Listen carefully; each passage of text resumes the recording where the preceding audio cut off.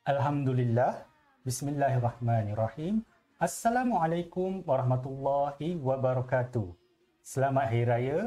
Maaf zahir dan batin. Saya nutrisionis L. Dan saya, nutrisionis Safia. Setelah sebulan kita berpuasa, menahan lapar dan dahaga, kini tibalah masa kita berhari raya. Marilah kita teruskan amalan pemakanan sihat di sepanjang hari raya. Di sini, kami akan kongsikan beberapa tips pemakanan sihat di hari raya. Tips pertama, kawal pengambilan kalori di sepanjang hari raya. Pilih menu yang rendah kalori. Terdapat menu yang pelbagai di hari raya, tak perlu makan kesemuanya serentak. Rancang pengambilan adalah yang terbaik. Ambil dalam kuantiti yang sedikit.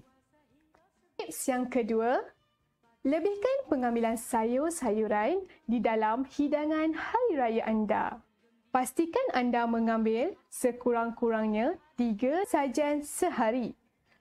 Untuk mencapainya, pilihlah menu yang mengandungi sayur-sayuran di hari raya. Hadkan pengambilan minuman manis. Pilih minuman kurang manis di sepanjang hari raya. Utamakan perasa semula jadi. 1 cawan air manis membekalkan anggaran lebih kurang 40 kilokalori. Itu baru 1 cawan. Kalau 4 ke 5 cawan, anda kiralah sendiri. Biar manis pada senyuman, jangan dapat kencing manis. Tips yang keempat, utamakan pengambilan air kosong kerana ia membantu anda kekal hidrasi. Jika pergi beraya, disarankan bawa bekal air kosong. Pastikan anda mengambil 6 hingga 8 gelas air kosong sehari. Saya suka air kosong. Kurangkan pengambilan makanan yang manis. Gantikan dengan buah-buahan. Makanlah berpada-pada, tak perlu makan serentak dalam suatu masa. Hari raya kan 30 hari. Ambil buah sebagai pemanis mulut. Tips yang terakhir, hadkan pengambilan makanan berlemak dan berminyak di hari raya. Pengambilan makanan yang berlemak dan berminyak menyumbang kepada kalori berlebihan. Elakkan makan kuah banjir. Buangkan lapisan minyak dalam lauk terlebih dahulu sebelum makan. Kata nak jaga badan. Amalkan konsep pinggan sihat Malaysia, suku-suku separuh. Hashtag kita yang buat dia. Anda mampu mengubahnya. Selamat Hari Raya Aidilfitri. Maaf zahir dan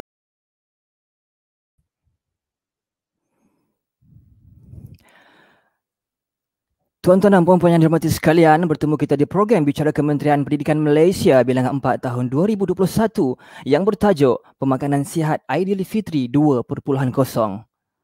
Dimohon kerjasama tuan-tuan dan puan-puan untuk menggunakan capaian internet yang stabil bagi memastikan kelancaran visual video ceramah yang akan disampaikan. Untuk makluman, pendaftaran dan penilaian program Bicara KPM pada pagi ini adalah dengan menggunakan kod QR yang akan dipaparkan ketika program ini disiarkan. Mohon kerjasama tuan-puan untuk mengimbas kod QR yang dipaparkan. Aplikasi pengimbas kod QR boleh dimuat turun di Google Play Store dan Apple App Store dengan carian QR Code Reader. Dimohon juga tuan-tuan dan puan-puan untuk kekal menonton program ini di sepanjang tempoh siaran berlangsung bagi melayakkan kehadiran tuan-puan didaftarkan dalam SPL KPM. Dimaklumkan juga bahawa sesi soal jawab akan diadakan semasa pada akhir program dan soalan akan dibacakan oleh pengacara majlis. Tuan-puan boleh mengajukan soalan di ruangan chat semasa siaran berlangsung. Tuan-puan dimohon untuk memperkenalkan diri dan menyatakan tempat bertugas sewaktu mengajukan soalan dalam ruangan komen atau live chat. Tumbuh melata kuntum cempaka, berkicau burung di balik pohonan. Lafaz bismillah pembuka bicara, ucapan alu-aluan saya mulakan. Assalamualaikum warahmatullahi wabarakatuh dan salam sejahtera pegawai-pegawai kanan kementerian dan seterusnya tuan-tuan dan puan-puan yang sedang menonton secara langsung program Bicara KPM Siri 4 2021.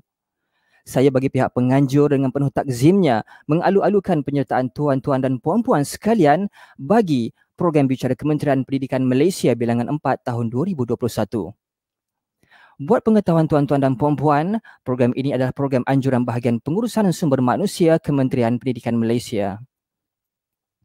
Hadirin yang dihormati sekalian, program bicara Kementerian Pendidikan Malaysia bilangan 4 tahun 2021 bertajuk Pemakanan Sihat Aidilfitri 2.0 diadakan untuk memberi pendedahan mengenai gaya pemakanan sihat serta perlu dititik beratkan bagi menjamin kesejahteraan tubuh dan minda. Seperti yang kita sedia maklum, pada musim bulan perayaan ini terdapat pelbagai jenis juadah yang disediakan bagi meraihkan kemenangan kita setelah sebulan berpuasa. Namun begitu, perlu diingatkan bahawa aspek pemakanan perlu seiring dengan aspek kesihatan kerana pemakanan tidak dipantau akan mengundang pelbagai penyakit. Bagi mengetahui dengan lebih lanjut berhubung dengan tajuk pada kali ini, pihak penganjur berbesar hati mengundang Yang Berusaha Puan Rozalina binti Ismail. Izinkan saya untuk menceritakan sedikit latar belakang penceramah jemputan kita pada hari ini. Puan Rozalina binti Ismail berasal dari Rompin, Pahang. Beliau telah menamakan pengajian Ijazah Sarjana Muda Sains, Pemakanan dan Kesihatan Komuniti pada tahun 2003 di Universiti Putra Malaysia dan telah menyambung pelajaran di peringkat Ijazah Sarjana dalam bidang pengkhususan dan universiti yang sama pada tahun 2020. Beliau telah memulakan kerjaya sebagai pakar nutrisi sejak tahun 2003 di Nature's Farm Malaysia Sdn Bhd. Pada Januari 2005, beliau telah mengikuti kursus perguruan lepasan ijazah di Maktab Perguruan Batu Pahat Johor dan pada April 2005, Puan Rozalina mula berkhidmat sebagai penjawat awam di Jabatan Kesihatan Negeri Selangor sebagai pakar pemakanan. Kini, beliau bertugas di bahagian pemakanan Kementerian Kesihatan Malaysia Putrajaya. Baiklah, bagi meneruskan program kita pada hari ini, dengan sukacitanya saya menjemput Yang Berusaha Puan Rozalina binti Ismail untuk menyampaikan ceramah dan perkongsian beliau yang bertajuk Pemakanan Sihat Aidilfitri 2.0. Dengan segala hormatnya dipersilakan.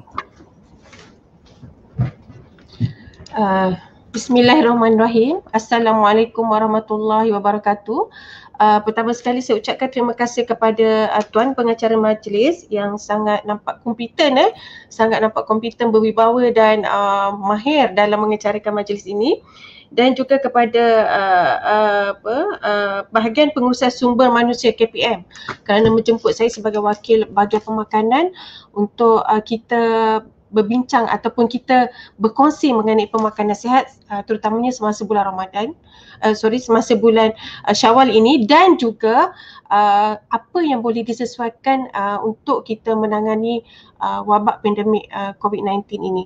Jadi topik saya pada hari ini kita akan berkisar kepada pemakanan sihat semasa bulan Syawal ini. Asyik teringat bulan Ramadan je sebabnya dah rasa macam Ramadan dan Syawal tu sama je, sebab daripada tahun lepas lagi kita dah menyambut Syawal ni di rumah masing-masing, tak menyambut di rumah mak ayah ni, sudah rasa macam setiap hari tu adalah sama saja. Tapi walau apa pun tuan-tuan dan puan-puan, kita kena meraihkan juga Ramadan dan Syawal dengan keluarga yang ada di rumah kita, ya. Okey, anak-anak kita, suami kita dan sebagainya, supaya hidup kita ni tidak terlampau stres ataupun terlampau terganggu dengan keadaan-keadaan semasa yang berlaku dalam negara kita. Okey, jadi semua ni yang berlaku, saya rasa semua orang pun tahu ada hikmahnya dan mungkin dia akan memberi benefit kepada kita jika kita gunakan keadaan ini, kita sesuaikan keadaan ini untuk kebaikan, ya. Okey, jadi seperti yang Tuan Pengacara maklumkan sebentar tadi, saya sekarang ni bertugas di bahagian pemakanan Kementerian Kesihatan Malaysia. Kalau di Putrajaya ini actually dia berhadapan sahaja dengan Kementerian Pendidikan Malaysia. Jadi dekat je kita ni actually. Okey, jadi Sebelum ni saya telah berkhidmat di klinik kesihatan di daerah Hulu Langat dan juga Sepang. Saya berkongsikan pengalaman sedikit mengenai pemakanan ya. Bila kita duduk di klinik, kita duduk di klinik dan kita jumpa sentiasa pasien-pasien, kita akan lihat, kita boleh observe sebenarnya pemakanan rakyat Malaysia kita ataupun kita punya persekitaran kita, macam mana dia punya pemakanan tu sebenarnya ya. Apa yang kebiasaan yang mereka makan, apa tanggapan mereka mengenai pemakanan sihat dan sebagainya. Okey, jadi kalau kita tengok ya, kalau pemakanan rakyat Malaysia kita ni sebenarnya sama sajalah. Kita boleh katakan kita, kalau orang Melayu, kita lebih kepada makanan yang cuisine kita ni, makanan manis-manis yang ada kandungan karbohidrat yang boleh dikatakan agak tinggi, dan kalau kita tak ambil dengan kuantiti yang betul, dia mungkin akan memudaratkan kita lah. Ya, sebab itu pemakanan sihat ni sebenarnya bukan sepanjang semasa bulan Syawal saja, tetapi kita sebaik-baiknya kita amalkan sepanjang masa. Cuma apa yang kita fokus sekarang ni, tuan-tuan dan puan-puan, Syawal ni sebab makanan dia tu macam heaven sikit lah. Kita kata heaven tu sebabnya masa tu lah kita nak buat makanan yang selalu kita tak buat lah masa hari biasa. Sebagai contoh, kalau macam lemang, ketupat ya, masa bulan Syawal ni lah kita bersemangat untuk buat ya, untuk meraihkan kemenangan selepas 30 hari kita berpuasa. Okey. Jadi seterusnya ya, bila saya nak kaitkan dengan pemakanan rakyat Malaysia kita di daerah Ulangan, iaitu ada Kajang, Bangi, Sepang Pujiran sebelah, jadinya sama saja. Cuma dekat kedua-dua daerah ni kita mempunyai kaum orang asli. Tuan-tuan perempuan, kaum orang asli, sebab saya nak cakap berkaitan kaum orang asli sebab jarang kita bila kita bagi ceramah ataupun bila kita bagi senario pemakanan rakyat Malaysia, mungkin sometimes kita tertinggal golongan yang kita kata vulnerable group dalam negara kita. Even orang asli sebenarnya bukan dalam negara kita saja, tapi di merata-rata dunia, di seluruh dunia, orang asli ini adalah marginalized population ya. Okey, jadi sebenarnya masa saya menyudahkan tesis saya untuk master, saya membuat pemakanan berkaitan orang asli, berkaitan pemakanan orang asli temuan di Selangor, di mana kita melihat status pemakanan, apa kebiasaan makanan yang mereka makan. Sebenarnya kita amat bersyukur sebab dari segi pemakanan kita, Malaysia ataupun orang general population bukan orang asli, makanan kita adalah lebih diversity due to kita punya status ekonomi yang mungkin okey sikit berbanding kumpulan marginalized inilah. Okey, jadi seterusnya mungkin boleh share saya punya slide. Okey, boleh share slide saya.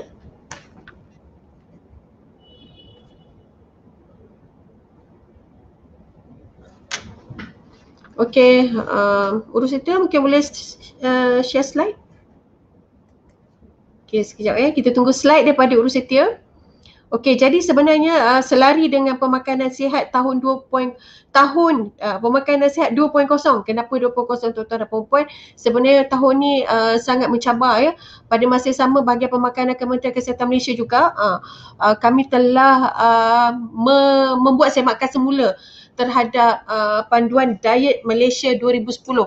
Kalau tuan-tuan dan puan-puan pernah lihat ya, yang ni buku ni, kalau pernah tengok buku ni, Panduan Diet Malaysia 2010, dan juga kita ada Piramid Makanan Malaysia 2010 yang lama tu, kita telah membuat siang makan. Sebab tahun piramid ni dan juga buku ni sebenarnya telah berusia 10 tahun. Jadi kami telah membuat siang makan semula, actually bermula 2018 lagi, dan pada tahun ni kita dah ada teaser. Tahun lepas dan tahun ni kita dah ada teaser sikit-sikit berkaitan dengan Panduan Diet Malaysia yang telah kita keluarkan yang baru dengan Piramid Makanan Malaysia. Konsep dia adalah konsep yang sama, iaitu sama dengan Pinggan Sihat Malaysia, iaitu suku separuh. Saya rasa cikgu-cikgu dah biasa tengok ni. Tengok pinggan ya, bila kita bagi pendidikan dekat sekolah, Pinggan Sihat Malaysia dan juga Piramid Makanan Malaysia. Tapi kalau kita tengok tuan-tuan dan puan-puan, konsep sekarang ni Piramid Makanan Malaysia kita, instead of kita punya piramid dulu sayur di aras kedua, sayur dan buah di aras kedua. Tapi pada tahun 2020 ini, bermula tahun 2020 ini, kita punya piramid makanan kita di bahagian base dia, bahagian dasar dia kita letak sayur dan buah-buahan. Ya, bila kita baca piramid tu maksudnya sayur dan buah tu piramid kat level bawah tu, yang tu kita kena ambil paling banyak lah. Okey, jadi ini slide saya seterusnya. Okey. Jadi kita tengok bila status. Tadi saya ada sebut sikit status pemakanan di kawasan daerah Hulu Langat, di kawasan daerah Sepang ya. Sebenarnya bila kita tengok cara pengambilan makanan penduduk, dia dipengaruhi juga oleh pekerjaan. Bila saya dah jumpa beberapa pasien, ramai pasien di klinik, kita tengok sebenarnya pekerjaan juga mempengaruhi apa yang mereka minum, apa yang mereka makan ya sepanjang hari lah ya. Jadi kita kena lihat sebab pengambilan kalori ni adalah bergantung juga kepada jantina, jenis pekerjaan. Okey, kalau jantina lelaki dengan perempuan, perempuan tak sama tuan-tuan dan puan-puan, cikgu-cikgu ya. Lelaki ada dia punya pengambilan kalori ni memang lebih sikit daripada perempuan ya, sebab dia muscle banyak. Kalau perempuan ni dia fat banyak ya, jadi kita kena kurangkan sikit pengambilan lemak kita, pengambilan kalori kita. Begitu juga dengan kalau orang tu aktif, dia buat kerja berat dan sebagainya. Sebab tu kita kata dulu mak ayah kita sihat je tak ada apa, sebab mereka kebetulan yang terutamanya bekerja di ladang ke, di kebun ke, mereka sangat menggunakan tenaga yang banyak. Jadi pengambilan kalori mereka juga banyak. Ya. Jadi kalau kita pada masa sekarang ni tuan-tuan dan puan-puan, kita lebih banyak sedentary. Sedentary ni maksudnya sederhana aktif lah. Ya, banyak duduk. Kita banyak duduk terutamanya dalam keadaan negara kita sedang dilanda wabak COVID ni. Semua orang kena duduk di rumah, stay home. Jadi tak tahu nak buat apa dalam rumah tu je. Kita lagi kurang kita punya aktiviti fizikal. Ya. Jadi bila kita tengok dalam kajian Health and Mobility Survey 2019 yang tu latest kajian kita yang kita buat at national level, kita dah kena pasti bahawa 1 daripada 2 orang dewasa adalah berlebihan berat badan. Bila kita mention orang dewasa ni tuan-tuan dan puan-puan, cikgu-cikgu, adalah individu berusia 18 hingga 59 tahun. Yang tu kita katakan orang dewasa. Jadi bila kita mengajar budak-budak sekolah yang ataupun yang dah masuk universiti apa dan sebagainya, mereka adalah orang dewasa, awal dewasa, 18 tahun dan ke atas. Dan kita macam kita umur 40-an ni, kita adalah golongan dewasa.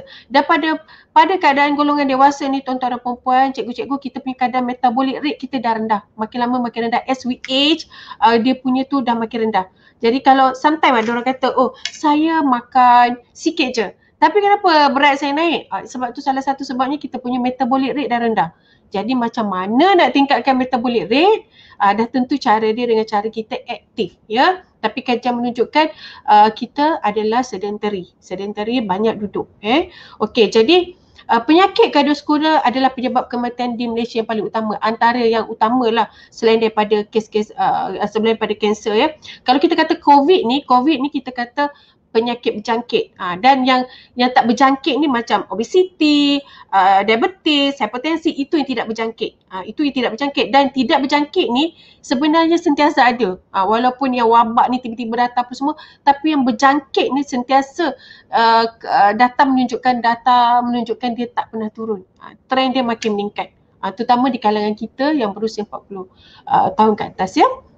Jadi dari segi tinjauan juga tuan-tuan dan puan-puan menunjukkan kita ni status pemakanan rakyat Malaysia kita ni 95% orang dewasa tak ambil buah dan sayur.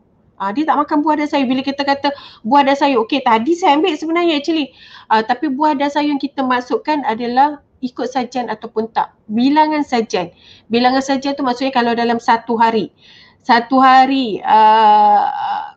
berapa sepatutnya kita makan ya. Kalau ikut piramid makanan Malaysia yang terbaru ni tuan-tuan dan puan-puan, satu hari 2 biji. Satu hari 2 biji kita kena makan. Kita kena tengok 2 biji macam mana, bukan 2 biji tu sebiji durian, sebiji lagi tembikai macam tu tuan-tuan puan. Tidak nanti saya akan tunjukkan lepas ni ya. Okey. Jadi kita tengok pengambilan gula rakyat Malaysia. Gula ni sebenarnya kalau dari segi nutrien boleh dikatakan tak ada nutrien. Tapi dia ada kalori. Kalori ni kita kata tenaga lah yang boleh membentuk lemak dan sebagainya. Okey, gula ni dia penyedap rasa lah, sebab kita dah biasa daripada kecil dulu, dah biasa dengan benda yang bergula, benda yang berkicau, benda yang bergaram. Dah biasa. Jadi kita tak boleh nak yang lepas tu let bygone be bygone lah, kita katakan yang lepas tu lepas.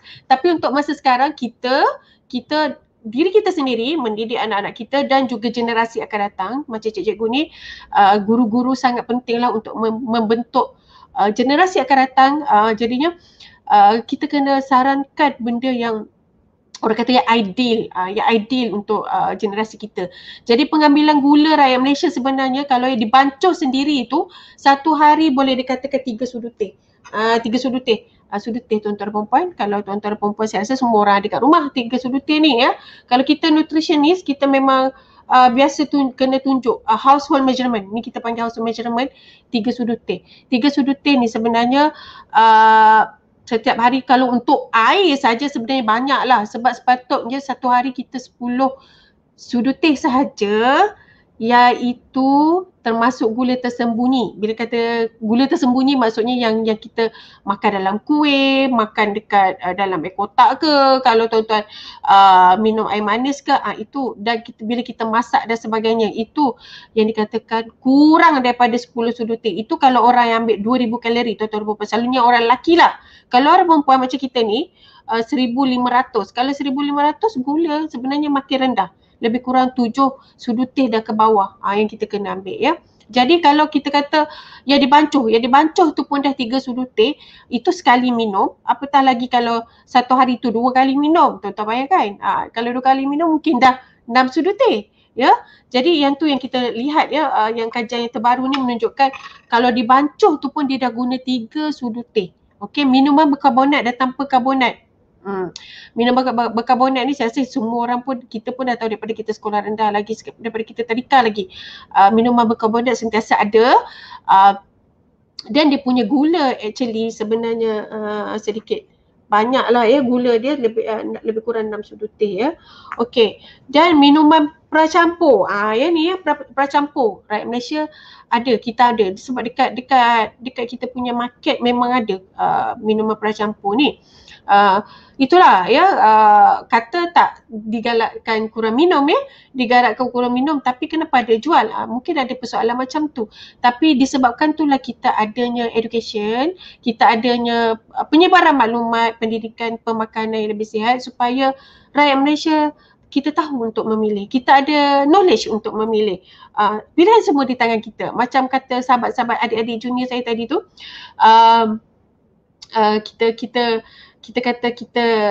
kita yang buat dia. Kita yang buat dia. Jadi bila kita ada knowledge, kita tahu apa yang sepatutnya yang kita buat.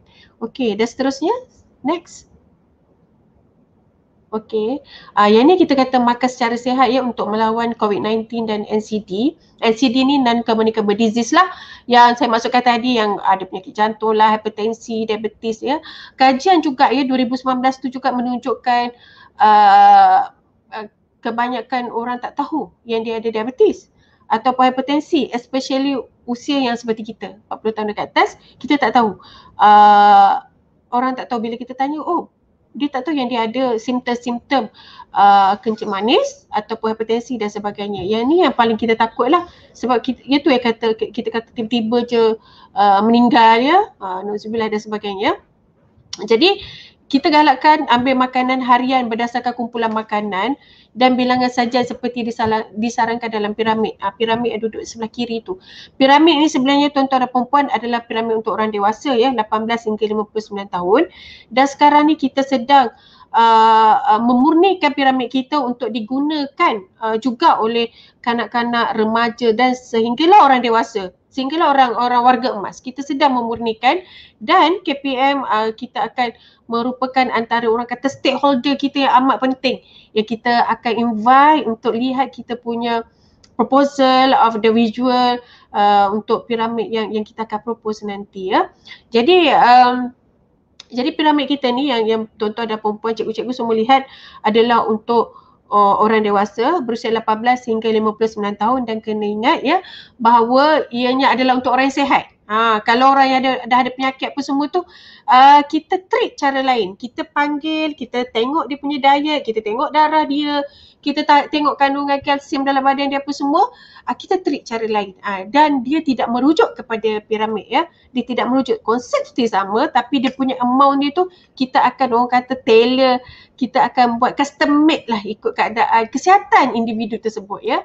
Tuan-tuan dan puan-puan, jadi macam saya kata kat sini, kita kena ada 3 makanan hidangan utama. Contoh macam makan tengah hari, makan sarapan dan juga makan malam. Ya, kalau kita nak sambut raya pun, sekarang ni saya akan cerita general dulu, tapi nanti kemudian saya akan cerita pelbagai jenis makanan semasa hari raya. Sebab apa-apa pun dia bermula dengan basic kita piramid makanan Malaysia ya. Jadi tuan-tuan dan puan-puan lihat ya, piramid makanan yang terbaru ni konsep dia, sebab tu saya kata teli dengan suku-suku separuh. Sebab sayur dan buah tu lagi banyak. Cikgu-cikgu, tuan-tuan dan puan-puan, sayur dan buah tu lagi banyak ya. Cuba kita masa PKP ni kadang-kadang panic attack panic attack apa tau? Panic attack yang buying, panic attack tu kita nak pergi beli barang, takut lockdown yang masa mula hari tu lah, takut lockdown dan sebagainya, kita takut tak ada barang apa semua.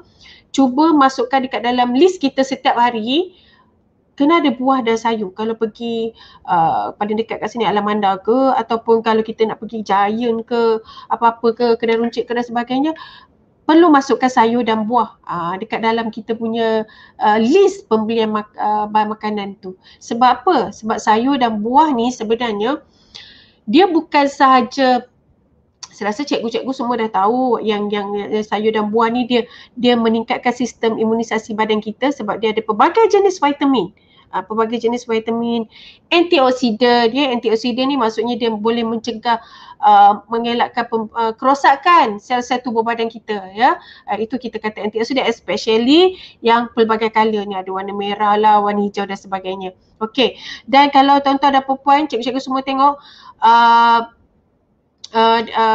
kita buah dan sayur ni sebenarnya dia bukan setakat tu saja, disebabkan kita pun kurang aktiviti fizikal, dia membantu kita mengurangkan masalah padamai lah, sembelit dan sebagainya. Kadang-kadang ada kita ni yang menghadapi masalah sembelit dan sebagainya.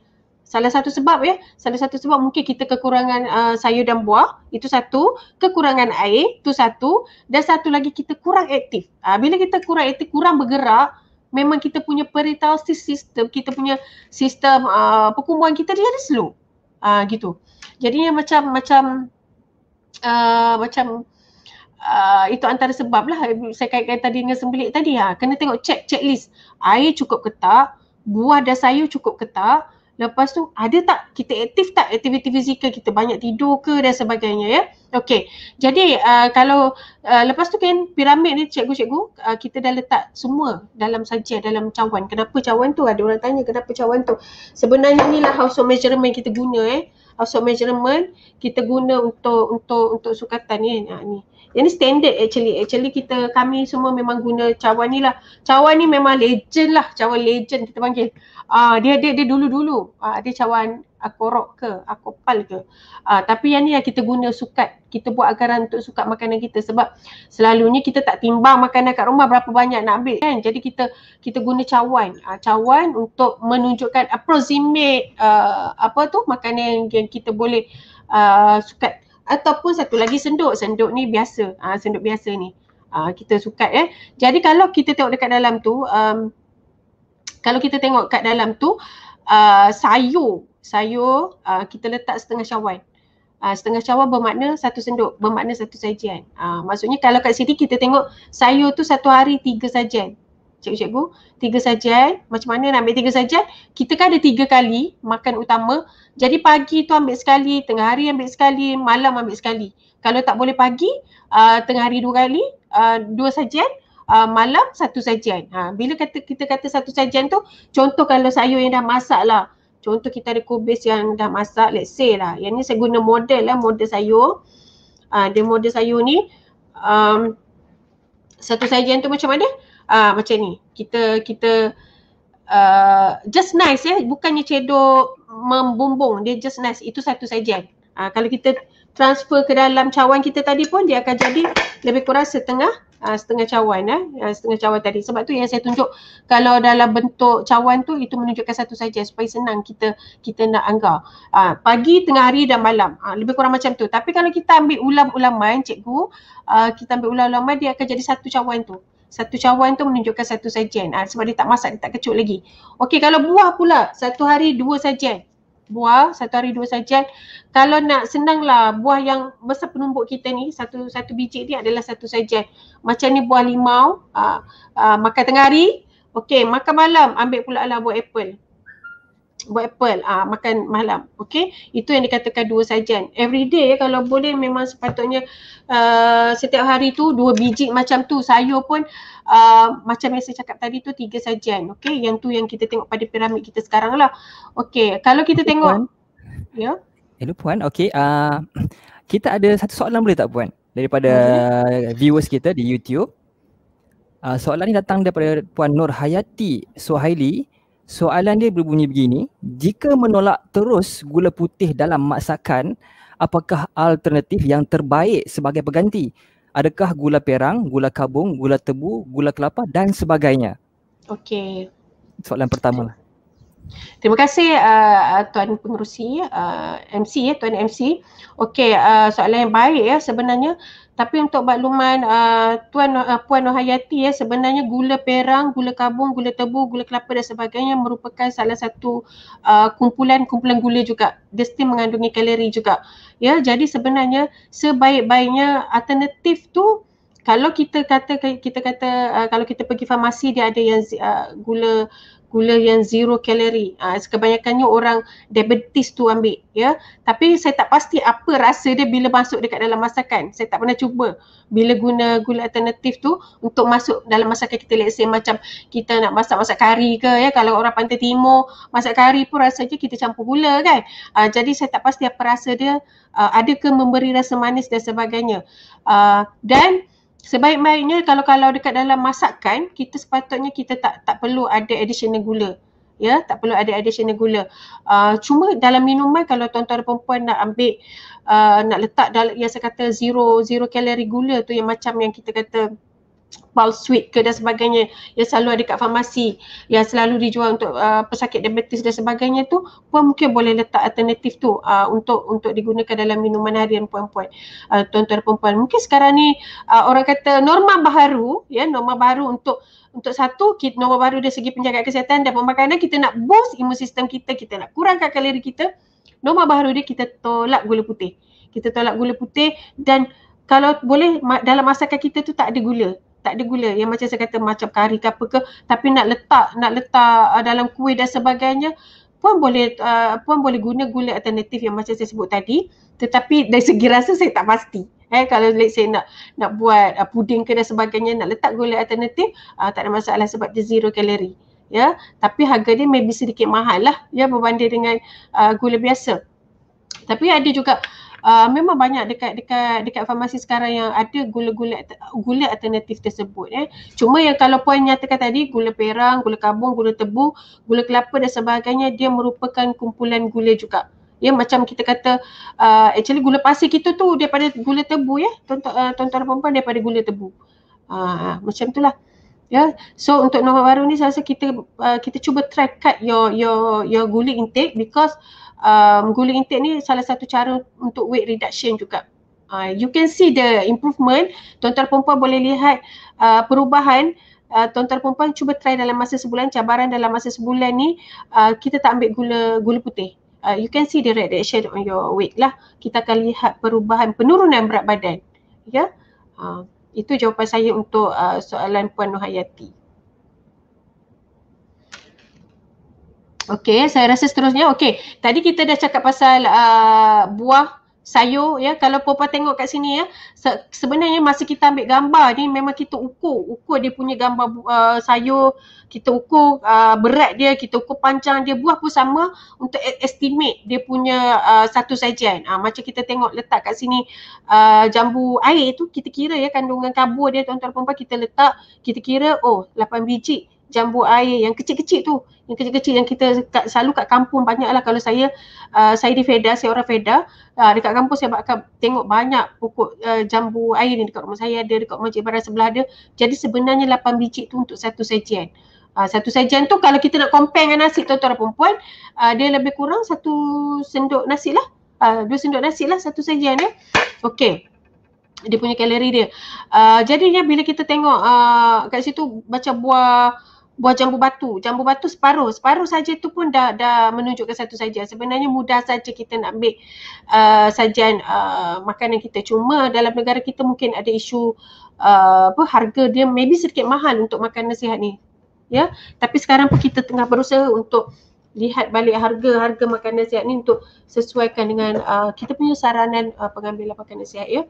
Okey, dan seterusnya atas ya, dulu tuan-tuan dan perempuan, cikgu-cikgu, atas tu adalah grup karbo, yang bawah sekali grup karbo, tapi sekarang dah naik aras 2, maksudnya dah kurang sikit ambil. Dah kurangkan sikit, macam contoh satu sajian nasi adalah 2 sendok. 2 sendok ni 1 sendok, 2 sendok. 2 sendok yang tidak membumbung. Dia rata saja. Itu satu sajian. Satu sajian. Dan kalau roti adalah 2 keping. Kalau roti adalah ni sekeping, maksudnya 2 keping lah. 2 keping itu satu sajian. Dia bersama dengan 2 sendok nasi tadi. Okey. Dan lebih baik jika kita ambil yang fiber. Yang ada yang tinggi fiber, yang macam wholemeal ke whole grain ke. Sebab tu kalau nak makan kuih raya pun cari yang ada whole grain, wholemeal ya, ataupun kalau nak buat pun try alter resepi untuk jadi yang high fiber, high fiber tapi rendah kalori dia. Bila high fiber selalunya kalori dia akan rendah, tuan-tuan dan perempuan. Okey, jagung pun dalam grup yang sama 1 biji ni dah ada satu sajian lah. Itu dikira juga. Kalau kita tengok dekat sini kat depan sekali tu dia ada ubi.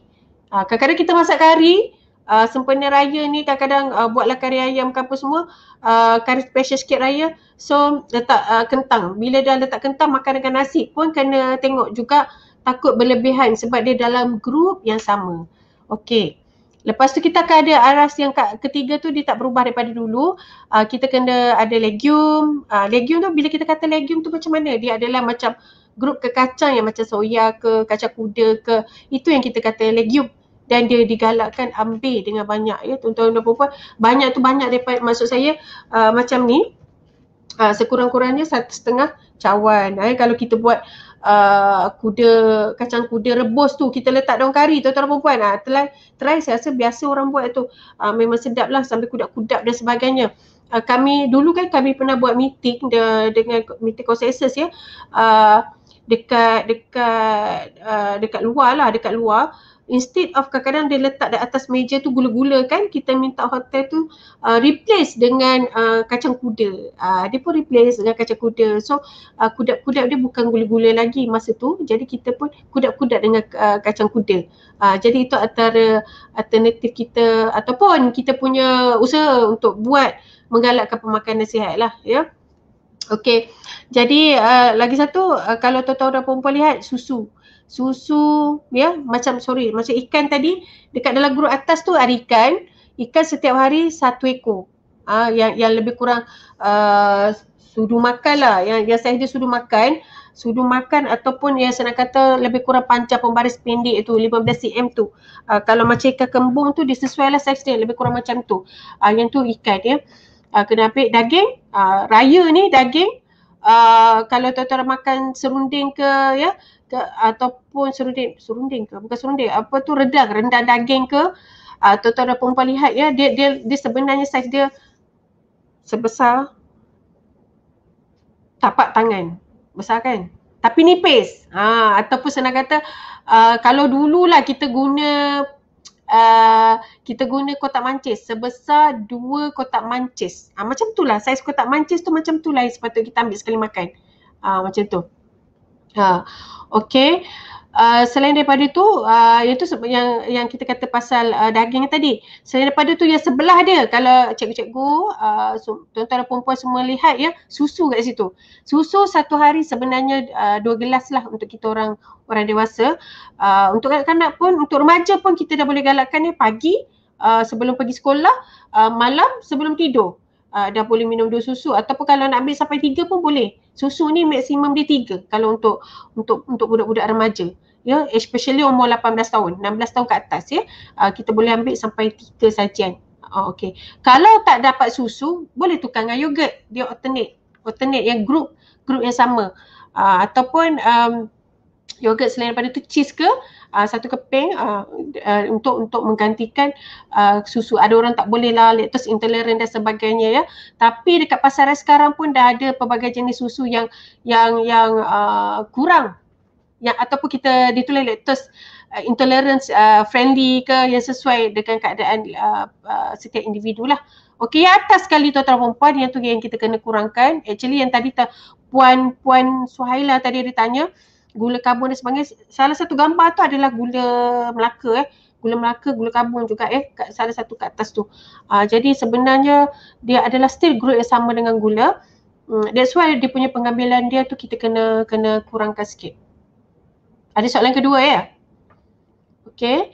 Dan sebenarnya piramid makanan Malaysia ni, kalau nak saya jawab soalan kedua, boleh bagi tahu ya Tuan MC.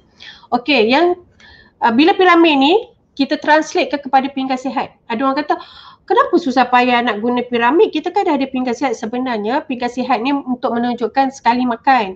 Misal kata you nak ambil lunch, you punya lunch tu macam mana? Itu cara makan dia. Tapi kalau piramid satu hari, daripada pagi sampailah ke malam, berapa sajian tu untuk pastikan cukup.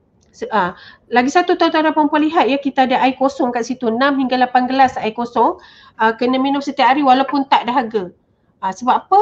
Sebab air kosong ni terutama kita dalam keadaan suasana mungkin suhu tak menentu, cuaca sekarang ataupun dalam keadaan wabak sekarang ni, kita perlu pastikan badan kita kekal hydrate.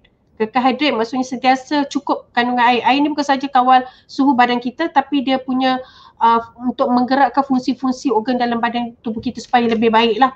6 hingga 8 gelas air kosong satu hari kalau kita dah letak air sirap ke, kita dah letak gula ke dalam tu, kita dah tak susu, itu tak termasuk. Yang ni plain water, betul-betul plain water. Okey Puan, kita ada soalan yang kedua Puan. Memandangkan terlalu laju banyak soalan-soalan di ruangan komen YouTube tu, ini adalah soalan yang kedua. Datangnya daripada Cikgu Zulfadli, SK Desa Jasmine, Negeri Sembilan. Soalannya, berapakah jumlah pengambilan kalori terbaik setiap hari dan aktiviti senaman riadah yang terbaik untuk dapatkan berat badan ideal? Okey, soalan yang cantik cikgu. Cikgu pendidikan kesihatan lah ni agaknya. Okey. Mungkin barangkali. Okey cikgu. Okey, berapakah jumlah pengambilan kalori terbaik? Ni cara dia cikgu, dia sebenarnya kita kena tahu kita punya berat badan kita berapa dan kita punya aktiviti kita sedentary ke aktif. Kalau ikut piramid ni kita sarankan 1,500 sampai 2,000 kalori cikgu. Kita ada agihan untuk setiap kalori 1,500, 1,800 dan 2,000 kalori, di mana maksimum untuk 2,000 kalori tu cikgu kena ambil 5 sajian karbo. Sebagai contoh, cikgu lelaki kan, cikgu orang lelaki, so kita boleh bagi yang maksimum 2,000 kalori. 2,000 kalori, sebab kalau kita pergi kat kafe pun, cikgu kalau saya waktu bekerja ni saya pergi kafe pun, saya tengok orang lelaki bila dia ambil nasi dalam pinggan tu cikgu, memang penuh, membumbung. Tu dia. Okey, tapi memang keperluan orang lelaki memang banyak. Jadi 5 sajian tu macam contoh 5 sajian karbo. Saya bagi 5 sajian karbo sebab dia berbeza bagi setiap 1,500, 1,800, 2,000 dan 2,000 maksimum. Okey, kalau cikgu ambil tadi 1 sendok, 2 sendok, itu dah satu sajian, baru satu sajian. Maksudnya pagi cikgu makan nasi lemak satu sajian, 1, 2. Okey, tengah hari pula cikgu makan 2 sendok lagi. 2 sendok lagi nasi. Tak cukup kan? Tengah hari mungkin cikgu ambil 4 sendok. 4 sendok tu 2 sajian. So pagi dah 1, tengah hari dah 2, jadinya dah 3 sajian. Malam tu cikgu boleh ambil lagi mungkin 2 sajian. So dah dapat 5 kat situ. Sebenarnya sayur ni cikgu, dia akan jadi lagi bagus kalau cikgu tak masak dia. Sebab kalau kita masak selalunya kita letak minyak dan sebagainya. Tapi kalau nak masak boleh kita masak air ke yang kurang penggunaan minyak. So kalau sayur, cikgu nak ambil lebih daripada 3 saja yang saya sebutkan tadi pun tak ada masalah. Okey. Lepas tu kalau ikan seko, itu dah cukup ya. Ikan seko bukannya ikan lagi, telur lagi, ayam lagi. Oh tidak cikgu. So salah satu. Jadi dia kata apakah aktiviti senaman riadah yang terbaik ya untuk dapatkan berat badan. Okey, bila kita kata kita dah ambil makanan ni dengan kita nak exercise, sebenarnya kita dah buat satu imbangan tenaga kat situ. Makanan yang masuk dibakar untuk menghasilkan berat badan yang ideal. Dibakar tu dengan cara exercise. Okey, kita sama ada yang terbaik, sebenarnya senaman yang terbaik adalah brisk walk cikgu. Terutamanya orang yang ada berat badan yang berlebihan. Berat badan berlebihan, kita sebenarnya kalau kita kat klinik pun kita jumpa patient, kita cadangkan dia untuk buat brisk walk dulu. Sampailah dia capai berat badan ideal. Kita buat brisk walk. Sebagai contoh lah, macam saya kat sini pun, saya dan tim ada beberapa orang, kami selalu jogging dekat belakang Tasik Alam Manda.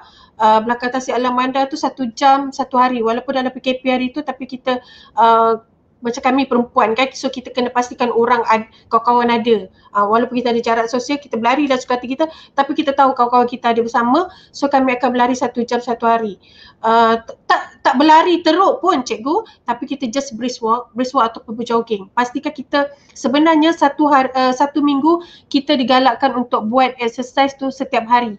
Dulu kita dengar orang kata 3 hingga 5 kali. Itu minimum lah. Tapi kalau kita nak lagi okey, sebenarnya setiap hari kita buat aktiviti fizikal, nak suitkan dengan keadaan kita yang sangat sedentary.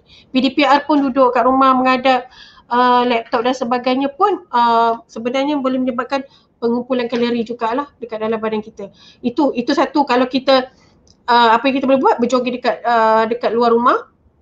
Ya, berjoging kat luar rumah dalam keadaan yang okey, maksudnya yang kita tahu SOP, dan sebaik-baiknya kalaulah kita boleh mengemas rumah ke dan sebagainya, tapi kalau mengemas rumah ada orang kata saya mop lantai 20 minit je, dia sebenarnya tak jadi cikgu. Dia mop lantai tu at least 30 minit tu tanpa henti. Yang tu membantu kita untuk menggerakkan kalori kita lah, ya, untuk mengurangkan kalori kita. Dan sentiasa pastikan berat badan tu ideal. Macam sekarang kita dah 16 hari puasa kalau tak salah saya, 16 hari Syawal. Jadi sebenarnya puasa 6 yang Allah bagi kat kita tu untuk kita sunatkan tu, sebenarnya membantu kita untuk adjust balik kita punya pengambilan kalori kita yang mungkin dah makan banyak setiap hari sepanjang Syawal ni, walaupun kita tak hidang kepada tetamu. Tu masalahnya, bila tak hidang kepada tetamu, kita yang makan. Bila kita yang makan, tendensi untuk makan berlebihan tu tetap ada. Jadinya macam atas meja kat rumah sendiri pun, kuih raya ada lagi kat dalam bekas tu apa semua kan. Jadinya sebelum makan nasi tu kadang-kadang ambil sebiji 2 biji dah lebih. Kadang-kadang cikgu sebagai contoh kalau kuih tart tu dia 1 biji tu lebih kurang 40 kalori, 1 biji kuih tart. Ya, tapi kita punya nasi satu sajian 150 kalori. Jadi kalau 4 dalam 4 164 biji tu kuih tart tu dah bersamaan dengan 1 sajian nasi. Tu dia. Kita punya kuih Melayu kita ni dia banyak gula, garam dan lemak lah. Jadi saya rasa kupasan ni macam melirik sikit daripada yang cikgu tanya tadi. Jumlah kalori terbaik. Kalau untuk lelaki maksimum kita boleh sampai 2000, dan riadah yang terbaik. Riadah yang terbaik sebenarnya setiap hari yang konsisten, setiap hari yang simple dan konsisten. Macam saya cakap tadi, brisk walk, jogging, simple, konsisten, and also good for your heart lah. Yang tu yang sebaik-baiknya satu hari 60 minit yang sebaik-baiknya. Tapi jangan paksa, ikut keadaan diri tuan-tuan dan perempuan. Macam yang kita amalkan kat sini, memang kita buatlah satu hari tu kita ada buat exercise tu juga ya. Okey, seterusnya saya teruskan dekat pasal pinggan sihat, suku-suku separuh. Yang ni orang memang suka sekarang ni kan. Tapi takut salah faham suku-suku dengan piramid. Yang saya kata tadi, suku-suku ni sekali makan. Bila sekali makan, tuan-tuan dan perempuan kena tengok ya, sayur dan buah dia kena separuh pinggan. Yang ni pinggan ni diameter dia 10 inch lah ya. 10 inch Yang tu dia punya size dia. Jangan yang lebih besar pula. Sebelum ni kalau kita makan dekat mana-mana area Putrajaya ni, ada pinggan besar sangat tu. Sebenarnya tidak. Kalau nak kurangkan berat badan, boleh guna pinggan kecil sikit. Sebab kajian juga ada menunjukkan saiz pinggan tu mempengaruhi kita punya pengambilan makanan. Dah kecil pinggan tu, takut tak muat, dah tentu kita ambil makanan yang lagi kecil ya. Okey, buah dan sayur kena lagi banyak. Lepas tu nasi kena suku. Nasi ni ataupun kumpulan karbon ni sebaik-baiknya whole meal ataupun whole grain. Kalau kita beli biskut ke, beli roti ke, dia akan tulis whole meal, whole grain. Itu maksudnya tinggi fiber lah tu. Yang tu the best lah. Kalau nasi pun kadang-kadang nasi perang ke dan sebagainya pun dia itu pun antara yang pilihan kita boleh buat. Sebenarnya kita sarankan separuh daripada kita punya karbo kita adalah daripada whole meal ataupun whole grain. Ya. Okey. Ikan, ayam, daging dan kekacang. Yang ni pun kita sarankan suku juga. Yes, instead of ikan boleh tukarlah dengan ayam ke alternatif dia ya. Remove dia punya skin dan dia punya fat. Kalau kita nampak lemak-lemak kat luar tu, kita removekan lah ya. Kalau kita macam makan rendang kan, rendang sebenarnya bagi saya lah, kalau saya masak rendang pun saya suka minyak yang banyak. Okey? Sebenarnya tak bagus kan minyak banyak tu, tapi bila you makan, you jangan ambil minyak dia. You boleh, antara satu kaedah nak buang minyak tu bila dah masak tu, memang kita kena cedok dan buang lah minyak tu. Sebab tapi bila dah masak ni kita nak bagi dia cantik, masak rendang, masak sambal, minyak tu kena banyak. Kalau tak banyak saya tak tahulah, kalau saya lah. Saya tak tahu cikgu-cikgu ERT yang lain macam mana kan, ada kaedah tertentu kan yang kita boleh share. Ya, tapi macam tu kita buang dia, kita cedok balik lah. Dan tak mau banjir-banjir. Ada setengah orang suka makan banjir-banjir. Kalau kuah pun cedok banjir apa semua, sebenarnya kuah banjir tu pun boleh menyebabkan peningkatan kalori dalam pengambilan makanan kita. Okey. Seterusnya. Okey, seterusnya. Okey. Kita tengok ya, keperluan kalori berbeza. Macam saya kata tadi, mengikut umur dan tahap aktiviti fizikal. Macam budak-budak remaja jangan pelik. Dia orang memang makan banyak. Budak remaja memang makan banyak sebab dia pun metabolisme dia pun tengah tinggi, dan dia orang pun sebenarnya maksimum untuk budak remaja ni dia sampai 6 sajian karbo. Saya fokus kat karbo sebab karbo yang selalu kita ambil banyak 6 sajian. Susu tadi pun saya kata dia orang boleh lebih daripada dia boleh sampai 3 sajian satu hari. Dan orang dewasa yang tidak aktif, sedentary perlu ambil. Jadi kita yang minimum saja. Jadi kita kena tahu kita ni aktif ke, sedentary ke, ya. Kalau kita dah makan banyak, kita exercise lah petang tu. Macam tu. Dia punya kaedah dia. Supaya kita nak tahu kita guna ke tak tenaga kita. Seterusnya. Okey. Yang ni yang saya kata tadi, 1005, 1008 sajian dia. Sayur dia 3, semua sama je. Kalau lagi banyak lagi baik actually sayur ni. Sayur di tuan-tuan dan perempuan, saya rasa antara yang mudah kita tanam lah kat rumah ni, kalau kita dekat kawasan yang macam ni lah, rumah teres lah, rumah apartmen lah apa semua, apa tu nama dia, bayam Brazil. Yang tu sangat mudah dan dia sebenarnya menggalakkan kita makan setiap hari. Sebab apa? Kalau kita lambat kutip dia, petik dia akan jadi keras. Ada tak cantik. Jadinya menggalakkan kita lagi, setiap hari kena ambil, kotak pokok jadi cepat keras dan sebagainya. Itu antara yang paling mudah lah pertanian bandar kita katakan. Kalau buah cukuplah sekadar kita beli buah yang biasa-biasa kita boleh dapat dekat Maidin ke, dekat Springmart ke, okey. Limau dengan apple antara yang lama boleh disimpan dan juga still dia ada dia punya mikronutrien dia. Dan cukup serving dia untuk kita satu hari 2 biji. Tak naklah share, you separuh, I separuh, cakap dekat orang rumah kan, tak boleh, dia kena satu hari 1 biji macam tu. Okey. Dan seterusnya kita tengok ya, nasi biji lain ya. Kalau dah makan nasi tengah hari, jangan ditambah pula dengan roti, jangan ditambah pula dengan bihun sup ya. Contohlah macam kita ni kat rumah ya, PKP ni hari raya pula tu, saya rasa hari-hari kita masak makanan hari raya. Tak tahulah kalau dulu kita masak, kita share, kita invite tetamu datang rumah, dia orang tolong makan sekali. Mungkin itu pun boleh mengurangkan kalori yang diambil oleh kita sebagai tuan rumah. Tetapi kalau kita jadi tetamu, Daripada pagi sampai malam lah kita melawat rumah orang, saya rasa kalori kita akan banyak. Tuan-tuan bayangkan sarapan pagi kita dah makan berapa kalori. Okey, lepas tu tea time pergi rumah kawan ni pula dekat mana-mana, berapa pula. Dia lepas tu bila kita makan tu, kita bukan cuba satu jenis, dua jenis. Yang ada atas meja tu kita akan cuba sikit. Sampailah habis ya, sebab kita kata okey benda ni waktu raya je jumpa tapi sebenarnya kalori dia tu bila kita kumpul maybe boleh sampai 3,000 satu hari. So itu sangat banyak ya. Bila kalori dah masuk badan kita sebenarnya tuan-tuan dan perempuan nak buang tu sangatlah susah. Ditambah pula dengan kita yang dah berusia, dah slow metabolic rate, lagilah susah ya. Jadi tuan-tuan dan perempuan yang kita takut, yang kita khawatir bila fat dia berkumpul dekat abdominal fat. Abdomen tu kita kata ni yang tengah ni lah, yang senang berkumpul kat perut. Tu dia. Dulu 10 tahun lepas boleh pakai yang maybe 28 ke seluar pinggang dia apa semua. Sekarang ni dah 34, dah 36. Yang tu kita takut. Sebab bila abdominal fat berkumpul, dia boleh menyebabkan risiko CVD tadi. Penyakit cardiovascular disease. Bila kadang-kadang kita tengok orang perut buncit dan sebagainya, tanda insulin tidak berapa bagus untuk efisien untuk angkut gula ke setiap sel tubuh badan. Dia tak efisien dah bekerja. Yang tu salah satu tanda insulin dah tak bagus lah. Ya, kita punya pengumpulan lemak.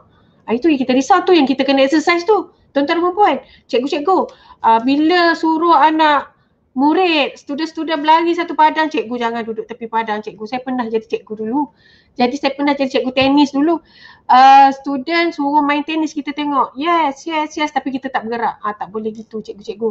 Ya, jadi kita kena bersekali dengan mereka, berlari bersekali dengan student kalau dah suruh student tu exercise Okey, lepas tu kalau macam kita sini pun kat rumah sekarang ni dengan anak-anak kita, dia orang berlari, kita berlari. Ya, bukan setakat dia membantu kita turunkan berat badan, tetapi bila berlaku penurunan berat badan tuan-tuan dan puan-puan, sebenarnya akan berlaku penurunan tekanan darah. Let's say orang tu ada tekanan darah tinggi. Setiap penurunan berat badan dia akan menurunkan tekanan darah dia.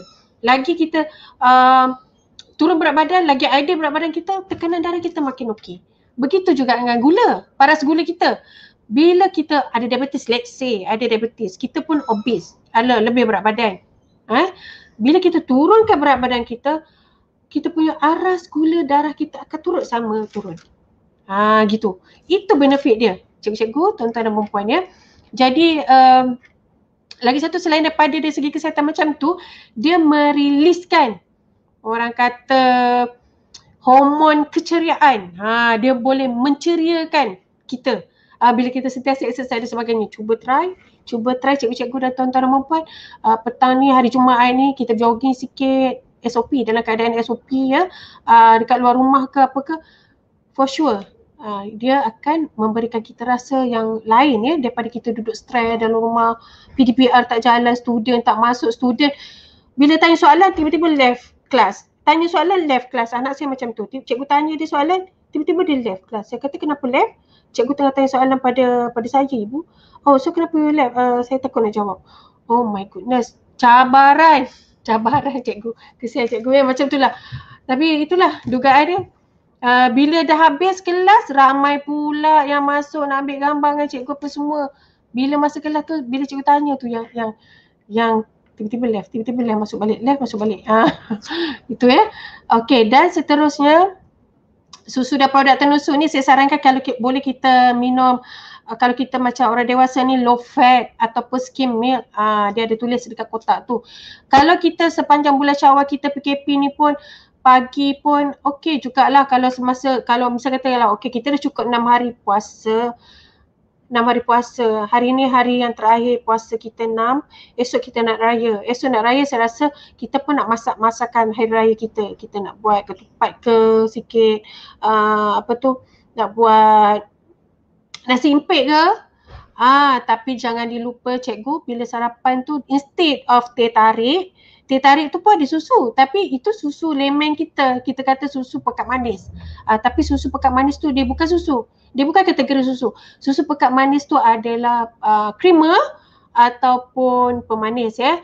Yang kita kata susu ni macam yang kita yang kita beli fresh milk ke, susu tepung ke, omega yang warna merah tu ke, itu susu. So let's say kita nak buat sarapan pagi, kita tukarlah sekali-sekala teh tarik kita tu, kita letak susu ke, susu omega ke, campur dengan teh ke, why not kan, sekali-sekala. So orang yang tak biasa minum susu nak tukar sikit, nak minum susu, tambahlah kopi sikit ke, Nescafe pun sedap. Tuan-tuan dan puan try buat susu tepung letak dengan Nescafe, memang mantap lah. Susu tepung campur Nescafe buat panas memang okey. Tak tahu lah, bagi saya lah. Okey, seterusnya itu untuk menggalakkan minum susu. Okey, kita ada sarapan pagi, ada susu, ada nasi impit, tak ada masalah. Nasi impit dengan dia punya sajian dia pun agak-agak lah, bila senduk nasi impit tu agak-agak ketul-ketul dia tu masuk tu, itu satu sajian lah. Tapi nasi impit ni dia padat tau, dia padat, dia tak gelai macam nasi biasa. Jadi jangan ambil berlebihan lah ya, supaya saranan dia tu stay dalam recommended serving. Okey, ambil kuah dia seperti biasa. Kalau soto pun kuah seperti biasa, tapi banjir-banjir no more banjir-banjir, sikit-sikit dah. Bagi basah-basah sikit lah ya. Okey, air kosong jangan dilupa. Air kosong kena sentiasa ada, sentiasa letak dekat atas meja. 6 hingga 8 gelas satu hari. You dahaga ke tak dahaga ke, kena complete dia punya recommended serving. 6 hingga 8 gelas satu hari air kosong. Okey, let's say dah ada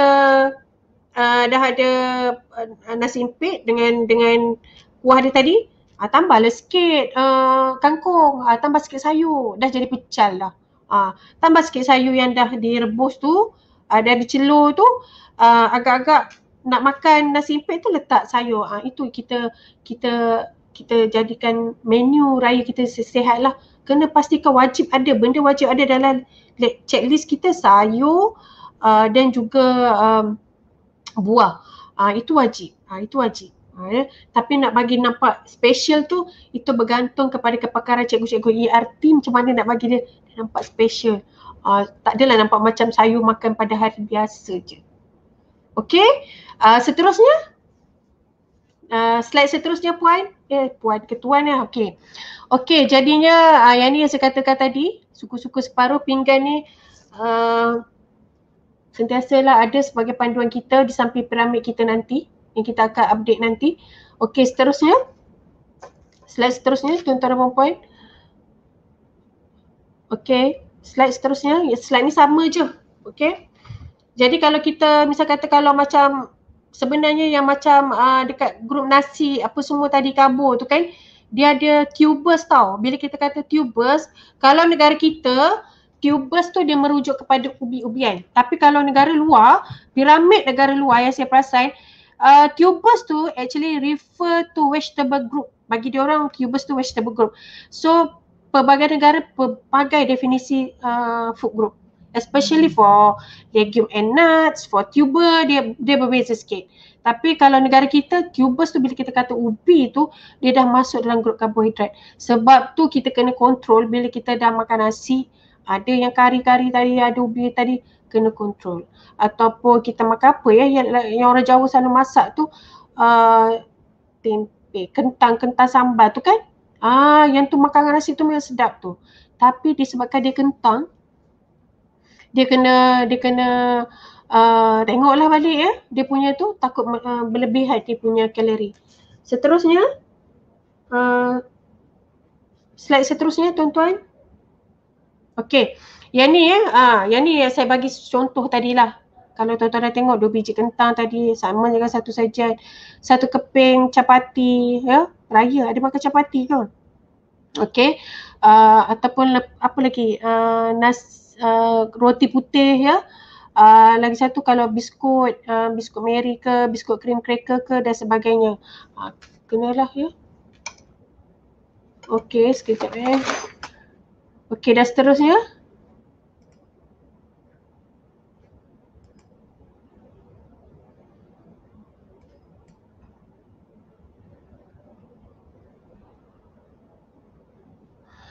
Okey, dah seterusnya kita tengok ya. Slide yang seterusnya.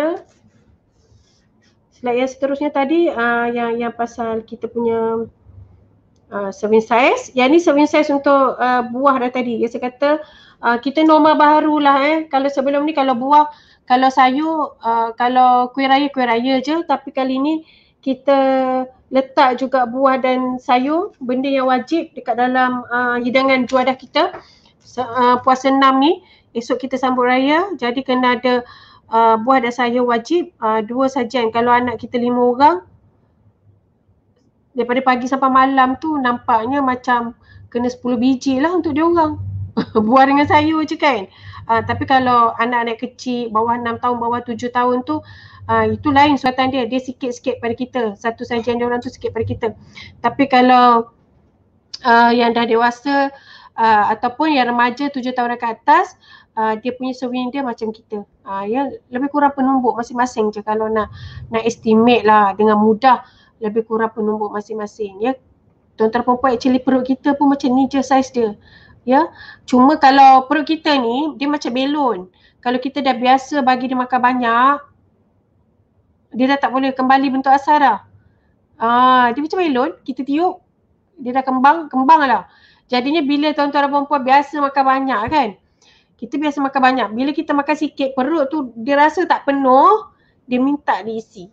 That's why kita kena train untuk makan sikit tapi kerap pun tak ada masalah sebenarnya. Kerap, tapi kerap tu macam, sebab tu kita ada 5 kali waktu makan tu termasuk tea time. Tapi bila tea time tu kena makanan yang simple, yang sikit-sikit, yang ringan, yang orang kata yang bukan makanan berat. Itu dia punya tu. Jadi anak kita daripada sekarang kita train makan dengan kerap ya, tetapi sedikit ikut sukatan. Kalau macam anak orang asli ya, kalau kita tengok status pemakanan orang asli, actually memang sedih lah ya, memang sedih sebab dia orang ni lagi satu ya, responsive feeding dia orang tak ada. Ya, sebabnya apa yang dimaksudkan dengan responsive feeding ni tuan-tuan perempuan, saya masukkan sikit lah ya, sebab anak orang asli ni antara orang yang kita ajar juga kan, antara student kita. Jadi pemakanan ni sebenarnya benda penting lah untuk develop anak-anak punya sel-sel yang bagus untuk terima kita punya pembelajaran kita ya.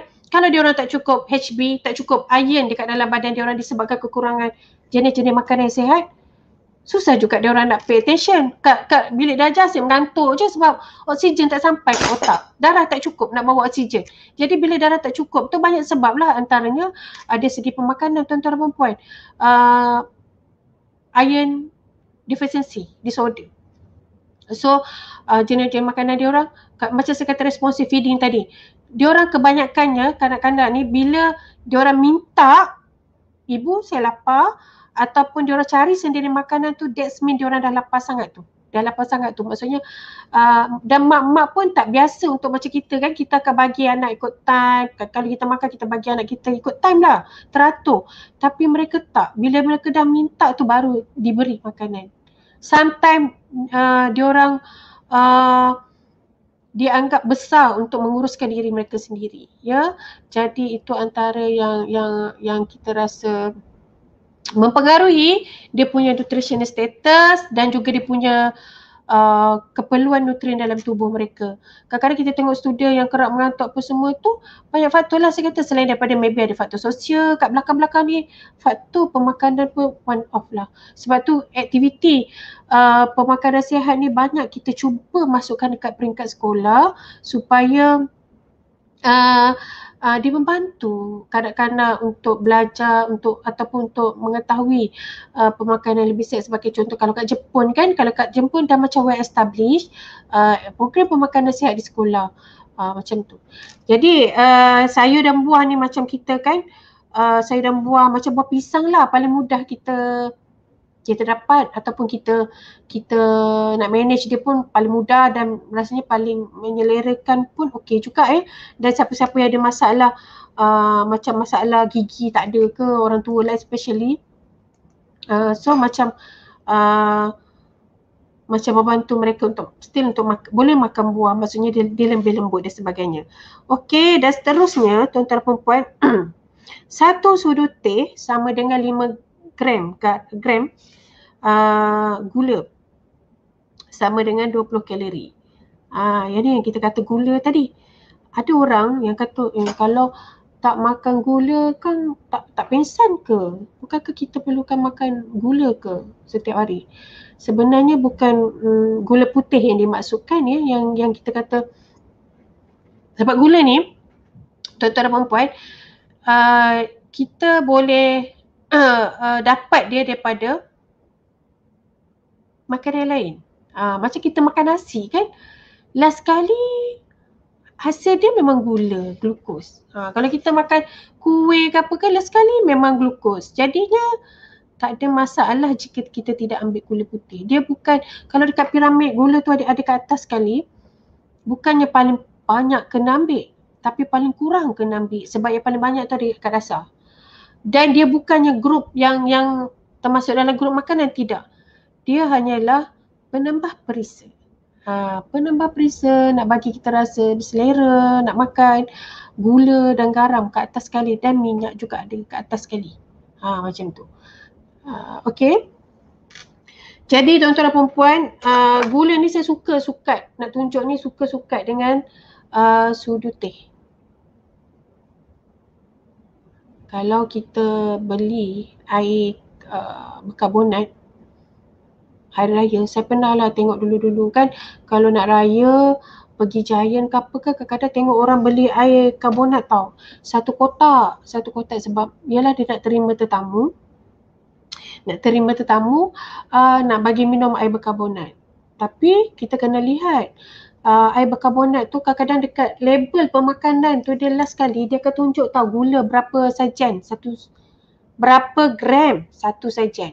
Kalau tuan-tuan nak tahu satu sajian dia ada cara baca dia kat panel pemakan, kat sini air mineral saya tunjuk ni okey, kandungan dia letak dekat nutrition information okey, dia akan tulis kalium, dia akan tulis tenaga apa semua dia akan tulis gula. Kat sini dia tak ada gula lah, dia akan tulis gula. Jadi satu sajian dia akan kata satu serving 250 ml. Satu sajian dia tu 250 ml. Maksud lebih kurang 250 tu satu cawan 250. Kalau mak tu lebih kurang mak kita ni, tapi tak penuh lah. Tak penuh mak ni. 250 tu satu sajian dia akan kata mungkin 15 gram gula. Jadi kita nak tahu berapa banyak gula dekat dalam 250 ml air yang dia jual kat kedai tu ataupun yang kita beli tu. 15 gram kita bahagi dengan 5. Nak tahu berapa sudu teh, sebab sukatan saya tadi saya ada beritahu tadi sama ada 5 satu hari 5 sudu teh hingga 10 sudu teh je yang kita kena ambil gula satu hari, termasuk gula tersembunyi dekat dalam kita punya masakan, dekat dalam kita punya minuman, kuih-kuih, ya. Jadi 15 tu kita bahagi dengan 5. Sebab satu sudu ni 5 gram. 15 bagi dengan 5 maksudnya ada 3 sudu teh gula dekat dalam satu sajian minuman tu. Yang tu cara nak tengok. Kena take home message lah. Itu paling utama, take home message. Okey. Seterusnya jadi kalau kita nak bakar kalori kalau kat sini dia kata untuk bakar 20 gram gula tu je berbasikan 40 minit tuan-tuan dan puan. Kadang-kadang saya macam kalau saya berlari dekat belakang Tasik Alamanda ni kadang-kadang saya stres juga. Sebab bila rasa macam dah lari jauh, tapi bila tengok dia ada signage tau. Anda telah membakar 75 kalori. Alamak, sikitnya rasa macam dah lari jauh tapi baru 75 kalori. 75 kalori tu maksudnya 1 sendok nasi je baru. Sedih, kecewa. Bayangkan kalau kita tak berlari langsung ataupun kita berlari sekejap-sekejap je, lagilah kan. Lagilah macam memang agak frustrated lah, tapi kena kuat semangat lah sebab bukannya sekali berlari tu dia kita punya kalori tu habis ataupun terbakar dengan banyak lah. Okey. Okey, seterusnya kalau kita tengok garam ya. Dan seterusnya tadi dah gula ya. Slide seterusnya. Next slide. Okey, garam. Garam. Kita ada garam halus, garam kasar. Slide seterusnya. Okey. Kita ada garam halus, garam kasar, garam kosher. Ini saya tak pasti garam kosher. Garam Himalaya saya biasa tengok, garam putih pun biasa tengok, garam bulu. Garam ni kat mana? Kita selalu jumpa mestilah kat rumah. Kat rumah kita ada banyak garam kan? So garam ni tuan-tuan dan perempuan pun kategori penambah perisa. Ada orang boleh cukup rasa, sorry itu ada benda-benda yang ada kandungan MSG. Sebenarnya yang ada kandungan MSG tu kita tak berapa nak galakkan penambah perisa tu. Sebab ada kajian menunjukkan MSG for long term dia boleh meningkatkan kita punya tekanan darah. Ya, SOC ni. SOC ataupun MSG dia boleh menyebabkan tekanan darah yang tinggi. Jadi sebab tu kalau kita orang kata masak tu secubit je, secubit garam, panggil secubit. Sebenarnya memang kita perlukan dalam kuantiti yang sikit je. Kalau kita buat rendang pun, rendang ya. Apa petua nak bagi rendang tu rasa masin tuan-tuan dan perempuan? Saya rasa kita mungkin boleh perah limau nipis ke? Bila kita perah limau nipis kan, limau nipis tu sendiri pun dah rasa masam. Ya, kita boleh tambah limau nipis untuk dia bagi rasa semula jadi. Sebenarnya bila kita combine semua rempah ratus kita apa semua tu, bila dia dah ada cukup bau, dia punya garam tu pun kadang-kadang kita mesti tak perlukan pun. Sebab tu dalam rendang kita tu kita letak berbagai lah, daun limau purut kalau boleh, daun kari, serai, lagi apa? Daun limau purut, kari, serai, limau nipis tadi. Last.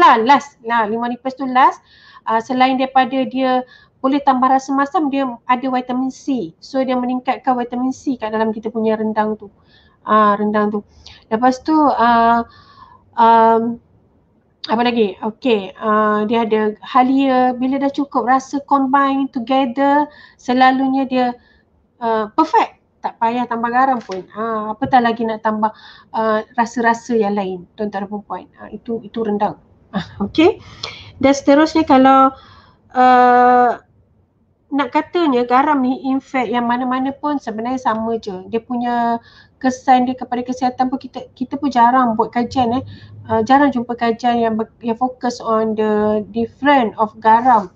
Yang kita combine semua tu sebenarnya adalah garam, mesti garam Jadi yang kata cukup rasa ke ataupun penambah perisa yang lain tu kita avoid ya.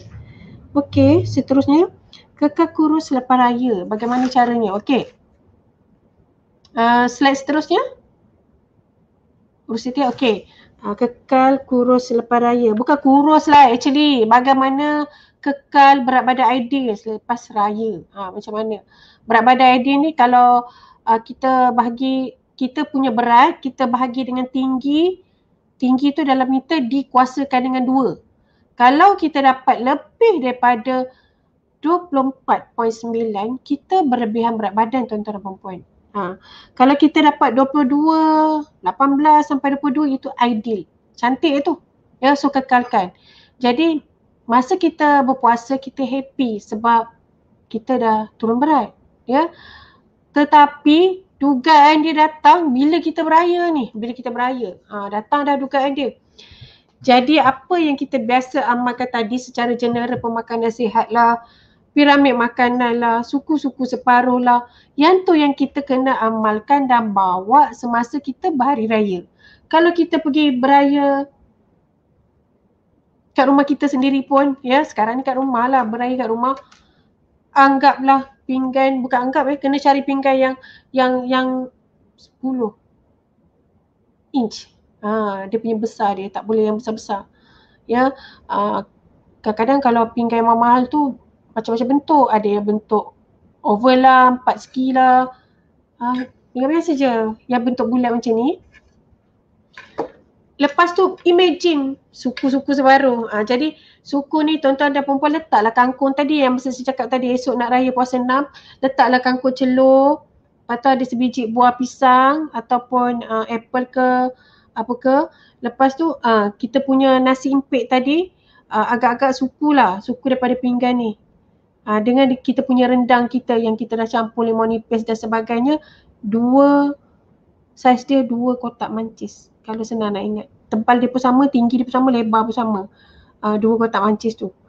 Buat macam tu, buat anggaran. Tapi kalau nak makan rendang ayam, anggaplah, imagine lah sebelum kita potong kecil-kecil tu, dapatlah satu ketul peha ke ataupun satu ketul bahagian dada ke yang sederhana. Itu dia punya tips dia lah. Okey, kalau kita apa lagi lemang. Lemang pun sama. Lemang pun dalam kumpulan karbo, suku juga. Macam mana tu lemang? Lemang sebenarnya kalau kita potong saiz standard tu not more than 3 pieces lah tuan-tuan perempuan. 3 keping yang tebal yang standard tu kan. Not more than that lah ya. Sebab dia pun tinggi kalori jugalah. Tinggi kalori ya. Sebab kita tahu kita bukan makan tu je.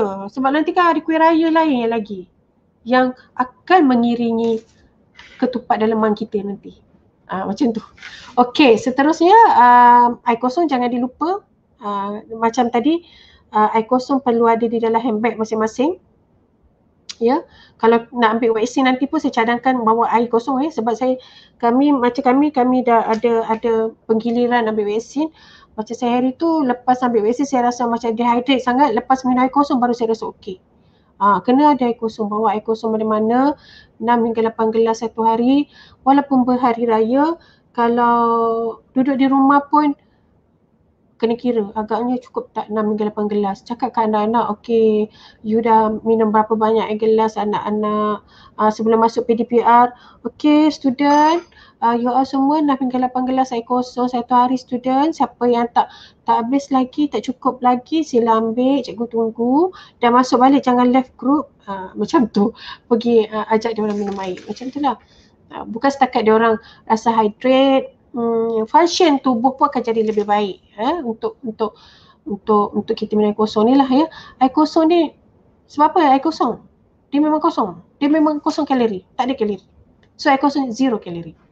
Okey, dan seterusnya tuan-tuan dan puan-puan, pastikan pengambilan kalori tadi tak lebih lah macam tadi suku-suku separuh. Yang ni lah kita kata tempe pun boleh juga kot nak increase kita punya legume intake kan. Yang ni 3 hingga 4 yang kecil-kecil. Lemang ni itulah dalam 3 hingga 4 range macam tu yang standard lah. Okey, ada buah ya. Buah ni kebiasaannya kita makan hari-hari biasa pun, tapi disebabkan nak kata pemakanan sihat hari raya, wajib ada buah juga. Nak cantikkan dia memang bergantung dengan cikgu ERT ni. Macam mana nak cantikkan, nak sesuaikan dengan hari raya ni. Okey, seterusnya.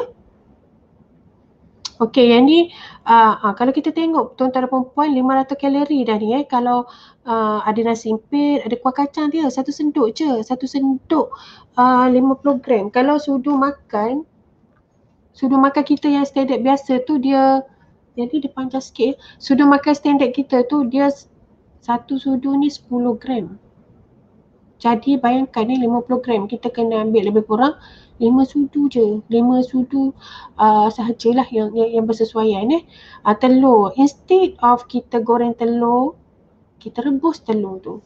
Telur sebenarnya satu hari, satu minggu dia tak boleh lebih 7 biji. Means that you can eat every day. Daily you boleh makan telur ni, tapi the best method, cooking method is you boil it. Kita rebus dia. Better than kita goreng dia. Ataupun guna stick pan ke. Ataupun pernah tak try, kita letak air dulu kat dalam stick pan kita tu, letak air. Lepas tu air tu dah panas, mendidih, kita pecahkan telur. dekat atas stick pan tu yang ada air tu. Cantik juga bentuk dia, nampak macam goreng. Nampak macam telur separuh masak, boleh try. Okey, lepas tu ada jambu. Jambu batu is the most buah yang paling tinggi kandungan vitamin C. Jambu batu.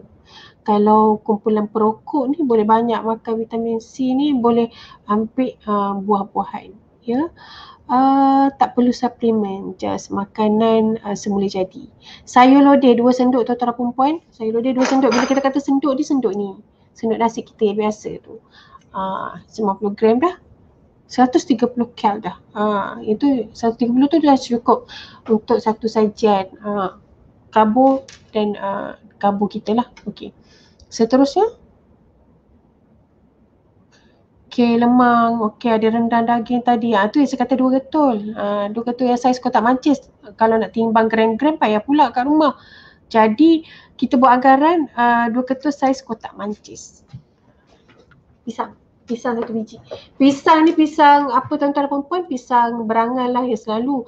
Tapi kalau nak pisang emas pun boleh. Tapi pisang emas tu 2 biji. Sebab pisang emas tu dia kecil sikit kan.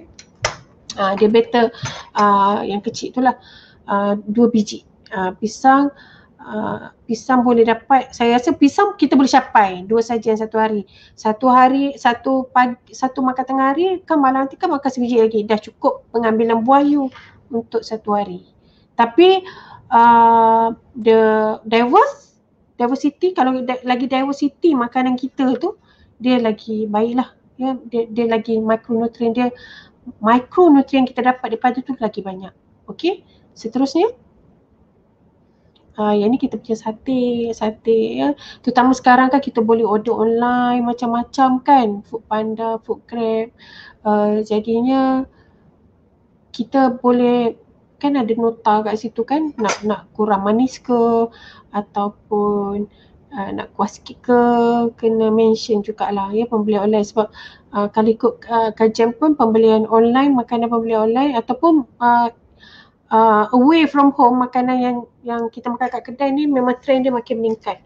Tak boleh nak kata lah, sebab macam saya sendiri pun kita bekerja kan, sometimes kita tak masak. Kita makan kat kafe dan sebagainya. Tapi bila kita ada sikit knowledge, kita tahu kat mana kita perlu, apa yang kita perlu ambil, kat mana, bagaimana yang kita perlu ambil untuk pastikan kita kekal aktif, kekal sihat dan sebagainya. Mati tu adalah pasti, tapi kalau boleh sebelum mati pun semua tu kita tak mahu yang kita menjalani hidup tidak berkualiti disebabkan masalah berkaitan dengan makanan. Di mana benda ni kita boleh avoid, di mana kita boleh kontrol, di mana kita boleh pilihan di tangan kita lah. Yang lagi satu kan, kalau macam kes-kes COVID pun, kalau kita tengok yang bila dah kena COVID ni berisiko yang ada masalah macam obesiti, diabetes, hipertensi, yang tu lagi worsekan keadaan ya. Okey, dan seterusnya. Okey, nasi dagang. Orang Terengganu ni, nasi dagang ni boleh guna yang high fiber. Dia kan, kalau kita nak ubah kepada makanan yang lebih sihat, boleh guna beras yang high fiber. Ataupun okey, acar. Ada orang guna cuka biasa kan. Let's say kalau kita nak guna cuka apple ke, apple cider vinegar ya, ataupun kita nak guna apa lagi, nak ganti limau tadi tu ke, limau nipis tadi ke, untuk menggantikan cuka, much better ya. Okey, lepas tu boleh je nak makan dengan seketul apa tu kita punya ikan ke ayam ke untuk nasi dagang, tak ada masalah ya, tapi syarat tak bancir ataupun syarat kedua lemak tu dia buang. Okey, ada yang tanya pasal gastrik ya. Okey, Dan saya kata itulah selain daripada ada makanan utama, kita ada jambu batu tadi. Jambu batu lah, vitamin C, lagi satu makanan tempatan, local fruits. And some more, kalau kita nak tukar-tukar dengan makanan lain pun tak ada masalah. Buah naga sekarang apa semua kan. Buah naga apa lagi? Buah pisang lah, pisang paling senang, naga, apple, benda-benda macam tu. Maksudnya buah dan sayur adalah satu kewajipan, masuk satu kewajipan untuk checklist pun dalam setiap pembelian makanan kita pun sama. Kalau macam kat Jepun ni tuan-tuan perempuan, ada setengah kedai dia jual makanan tu dah siap pack tau, dah siap pack dengan dah siap timbang. Contoh sayur cabbage dia dah potong siap-siap, dia tulis berapa gram tau, berapa gram dekat sayur satu pack tu, dan untuk 1 gram tu sebenarnya untuk satu serving, satu sajian. Jadi kalau kita senang, kalau kita ada 7 ahli keluarga, anak 5, husband dengan suami, dengan isteri, lepas tu kita, saya kena beli 7 pack kecil-kecil ni untuk cukupkan satu sajian pada untuk makan tengah hari. Let's say macam tu, mudah kan macam tu. Kalau adalah setengah kedai-kedai kat Jepun lah, tak semua dia dah buat macam tu. Okay, dan seterusnya, hadkan minuman manis. Yang ni kita tak nak. Kadang-kadang makanan utama kita sebaik-baiknya kita minum dengan air manis. Kalau sarapan pagi tadi saya kata kita minum susu. Tapi bila kita dah makan tengah hari, ada kuah lontong ke apa ke, tak maulah dengan air sirap, air oren ke apa ke, still air kosong. Sebab makanan yang kita makan tadi tu dah ada kalori. Bila kita minum air manis, dia ada kalori lagi. So macam bertambah kalori kita, dan bertambah kalori kita tu kalori daripada gula, let's say kan, dia tak ada nutrien yang kita perlukan pun, dia penyedap rasa je. In fact penyedap rasa di mana kalau kita sentiasa amalkan tu, itu yang bila kita semakin berusia tu, itu yang datang penyakit-penyakit lain tu. Jadi sebenarnya kalau penyakit-penyakit ni sebenarnya genetik tu memang mempengaruhi, tetapi persekitaran tu rasanya lagi mempengaruhi. Maksudnya persekitaran tu bila tabiat kita makan macam mana, tabiat kita menangani stres macam mana, itu lagi mengundang kepada masalah-masalah kesihatan kita lah. Kalau kita selalu stres ke apa ke, semua tuan-tuan dan perempuan, ada kajian yang saya terbaca, dia boleh menyebabkan pembentukan sel kanser. Kalau kerap marah, tak boleh manage stres, dia akan sel kanser tu burukkan sel-sel tubuh kita. So itulah, bila minum air kosong ni dia jadi cool sikit. Boleh cool sikit. Ya? Ada soalan Tak dengar lah. Hello, okey Puan, kita ada soalan yang ketiga di sini. Minta maaf. Okey, soalan datang daripada Encik Suresh Subramaniam. Bagi yang ada masalah gastrik, banyak makanan yang perlu dielakkan disebabkan asid ataupun angin.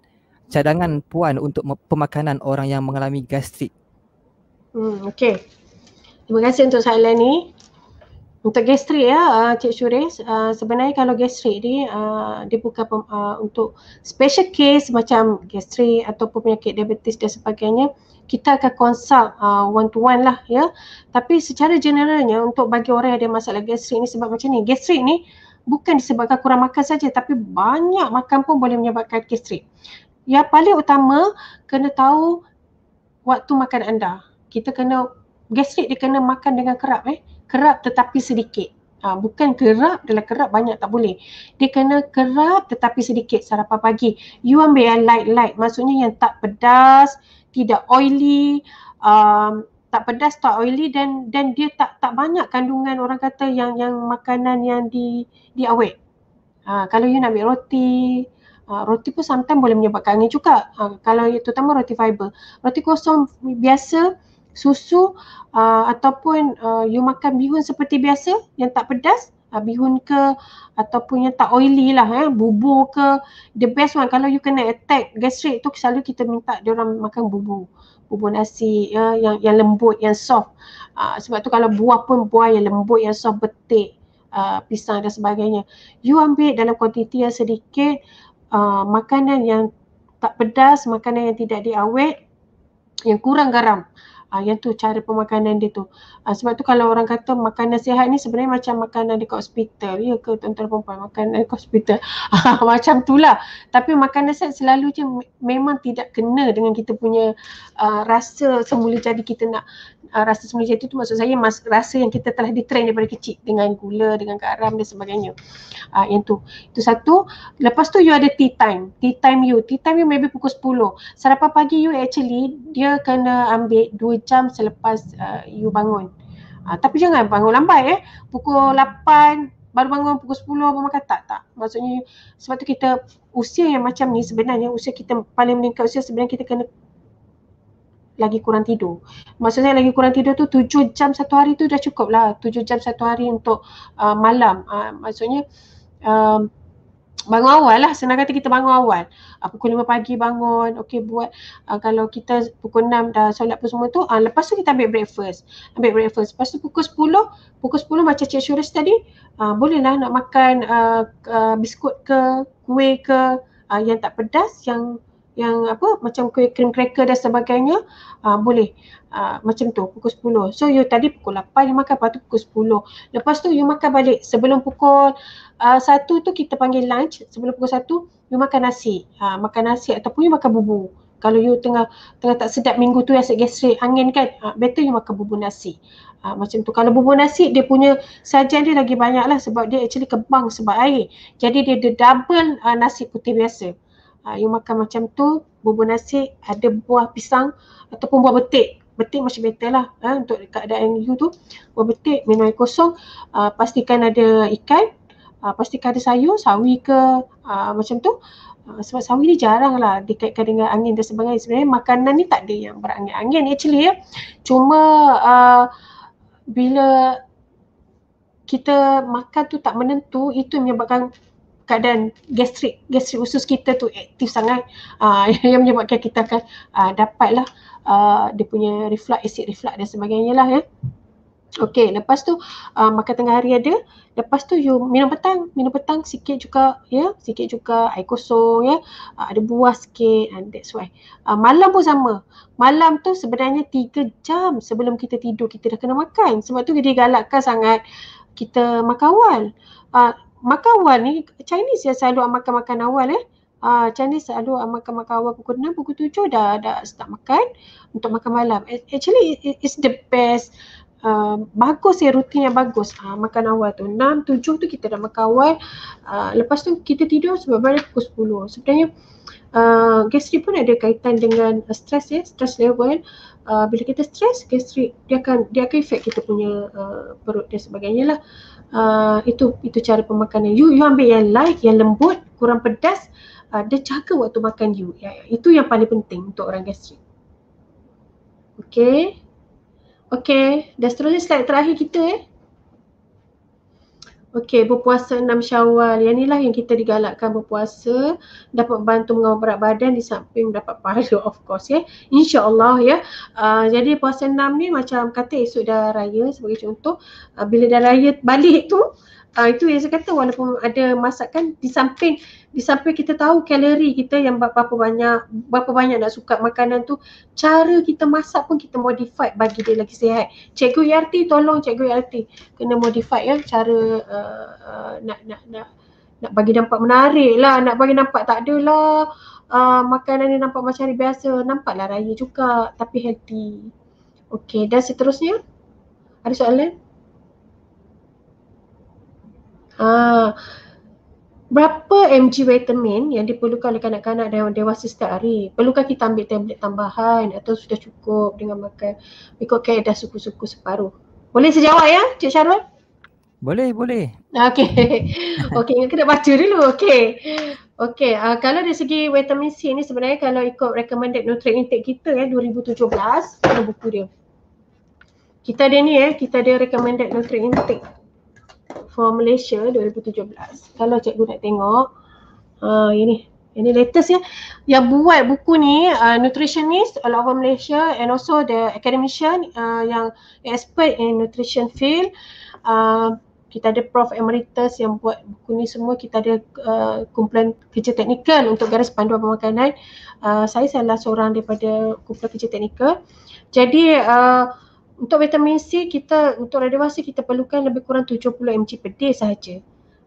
Sebenarnya kita tak perlukan tablet tambahan. Jika kita orang yang sihat, yang tak ada masalah nak ambil sayur, tak ada masalah nak ambil buah, kita just amalkan makan suku-suku separuh dan ikut serving yang saya cakap tadi. Sebab tu penting serving, sebab kita sebenarnya tuan-tuan dan puan-puan, kami kira number of serving ni untuk rakyat Malaysia ni, kita dah ambil kira tau berapa banyak mg per day, apa kesan dia kalau tak cukup. Kenapa ambil banyak tu? Sebab tu kita dah kira dah letak dalam cawan, dah letak dalam sudu, nak bagi senang rakyat kita anggar makan macam mana. Lepas tu kalau nak mudah, setiap kali makan suku-suku separuh. Okey, bila kita dah ambil suku-suku separuh dan buah tu 1 hari 2 biji, tidak termasuk buah durian. Tuan-tuan dan perempuan, janganlah ambil sebiji besar tu buah durian, tidak Okey, kalau kita dah ambil tu memang dah cukup. Dah cukup dah kita punya vitamin C. Dan vitamin C ni kalau kita ambil tablet, kita tak tahu jenis tablet yang macam mana. Ada jenis tablet tu yang mungkin ada, boleh yang tak buffer vitamin C, dia boleh menyebabkan gastrik dia merangsang kita punya acid reflux. So tak berapa sesuai. Jadinya lagi satu, ada setengahnya dia boleh menyebabkan pembentukan batu karang, kalsium oksalat bila kita ambil dalam jangka masa lama ataupun dia tidak dikumpulkan. Sebenarnya vitamin C ni dikumpulkan oleh tubuh badan kita, tapi kita tak tahu sejauh mana. Jadi dia takut dia punya side effect yang lain. Jadi sebenarnya untuk orang yang normal, yang tak ada masalah ambil sayur buah, yang mampu untuk membeli sayur dan buah, sebaik-baiknya kita ikut suku-suku separuh, ikut piramid makanan Malaysia. Orang yang perlu ambil suplemen, ambil tablet ni hanyalah bila doktor prescribe dia. Doktor kata okey, orang ni ada masalah macam ni, jadi kita kena tambah suplemen vitamin C. Ataupun macam orang tua, kan dia tak ada, orang tua ni dia tak ada selera nak makan, gigi dah tak ada, masalah pergigian dan sebagainya. Yang tu kita minta, mungkin kita galakkan dia ambil vitamin C untuk bantu dia lah untuk sentiasa ada vitamin C dalam tubuh. Tapi kalau tak perlu. Sebab tu kalau orang tua, sometimes orang tua kita bagi diet, sama ada blended rice diet, dia dah makanan warga emas dan macam baby sikit lah. Dari segi tekstur, blended rice diet ataupun porridge, bubur, kita bagi buah pisang, buah betik yang lembut-lembut untuk orang warga emas supaya vitamin dia tu, pengambilan vitamin, pengambilan nutrien dia tu sentiasa ada. Kalau dah tak boleh sangat tu, baru doktor prescribe lah. Yang ni kena ambil suplemen dan sebagainya. Jadi untuk soalan cikgu tadi, better kita ambil suku-suku separuh, better kita ikut number of serving recommended by kita punya food pyramid, instead of kita ambil suplemen. Okey. Jadi kalau dah habis puan penceramah, boleh concludekan, semua dah serah kepada MC. Okey. Sekarang saya rasa saya dah nak concludekan lah ya. Jadi walaupun kita berada di mana-mana keadaan pun, sama ada semasa musim hari raya dan musim pandemik begini, kita punya basic pemakanan sihat tu perlu ada, kita perlu apply di samping kita punya aktiviti fizikal. Kita tak boleh pisahkan pemakanan sihat kita dengan aktiviti fizikal sebab banyak faktor, macam saya kata tadi, aging proses dan sebagainya telah membuatkan kita punya metabolisme badan kita turun dan kita nak bakar makanan tu sangat rendah. Jadi kita kena tambah dengan aktiviti fizikal. Lagi satu, bila kita ada aktiviti fizikal ni, kita sebenarnya dapat mengurangkan kolesterol dengan meningkatkan kolesterol baik dekat dalam badan kita. HDL kita akan meningkat, so LDL kita akan turun. Dia akan membantu kita punya paras kolesterol dalam badan, paras gula dalam darah dan tekanan darah tinggi kita akan menurun insya-Allah. Jadi sampai di situ saja. Kat sini yang paling penting adalah sebenarnya makanan tu tak bersalah. Cuma kita kena tahu makanan apa yang kita perlu pilih. Tolong kurangkan makanan yang diawet, yang tinggi garam, tinggi gula, dan modify makanan kita supaya lagi sihat. Tak semestinya kita makan telur hari-hari tak bagus, tapi tak bagus bila kita goreng setiap hari dan dia lagi baik Maksudnya modified tu kita rebus dia dan sebagainya. Macam sayur pun, kalau kita nak sayur ni memberi manfaat kepada kita, modified kepada maybe masak air ataupun kita celur dan sebagainya. Saya rasa sampai situ saja. Terus kekal hadrat, stay home. Kita jaga kita, tolong amalkan kebersihan diri kita, dalam rumah kita. Minum air kosong banyak. Sayur, buah, paling banyak untuk boost immune system. Terima kasih dan saya serahkan semula kepada MC.